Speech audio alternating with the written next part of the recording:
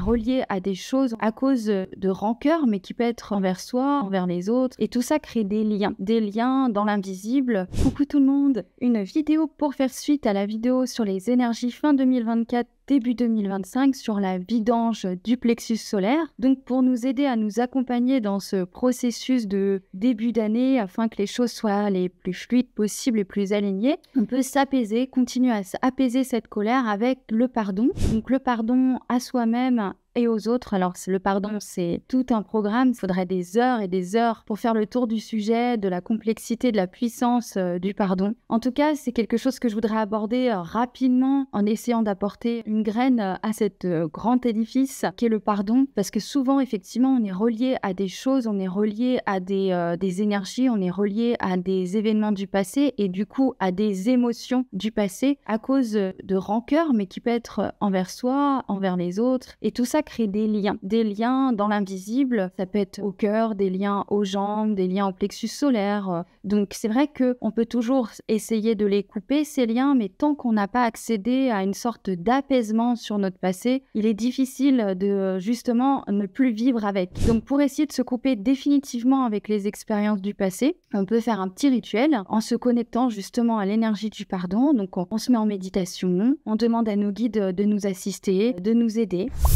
On demande pardon pour tous les gens qu'on a pu blesser dans le passé sans le savoir, parce que souvent on peut blesser sans le savoir, en conscience, et parfois quand on l'a su mais qu'on a cru qu'on était légitime à le faire, voilà, on demande pardon. Et puis on demande également, quand on sent justement que ce travail est fait et que c'est un vrai pardon sincère, on peut également demander à ce que toutes les personnes qu'on a blessées soient bénies, soient protégées.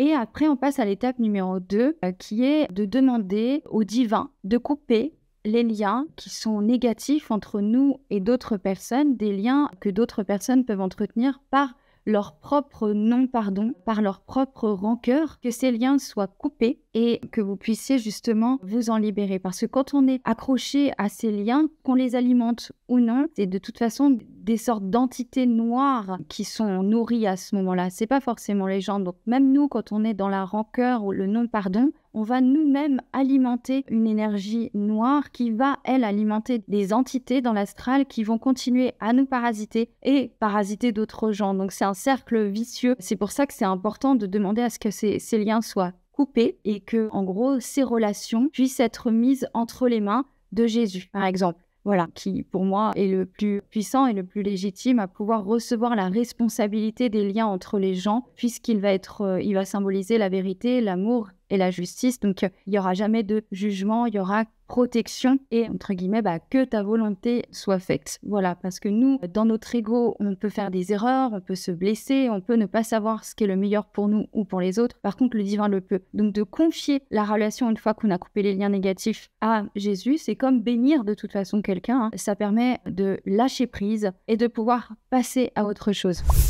En troisième petit exercice, c'est effectivement d'essayer de visualiser toutes les personnes avec qui vous avez besoin de vous apaiser et d'accepter, en tout cas de demander à leur pardonner. Voilà, pour ne plus être lié à ces personnes-là. Je comprends que ce soit un exercice difficile quand on a vécu des choses traumatisantes avec des gens, tout simplement. Mais c'est important de, quand on n'y arrive pas, de dire, voilà, je demande à ce que je puisse ressentir le pardon pour ces personnes-là. J'aimerais être déliée de ces personnes-là par le pardon. Et puis si vous arrivez directement à dire je leur pardonne, c'est encore mieux, là c'est vraiment génial, c'est super. Donc ce petit exercice de méditation prend vraiment 5 minutes, mais on peut prendre plus de temps si vous voulez en faire plusieurs. En tout cas, c'est toujours quelque chose qui viendra alléger le cœur, le plexus solaire, les liens dans l'invisible et sûrement aussi le parasitage qui est autour de vous et autour des autres personnes. Et c'est vraiment quelque chose de très très très libérateur. Parce que là, à ce moment-là, on ne vit plus dans le passé, on ne vit plus accroché à cette émotion négative, donc on est libéré,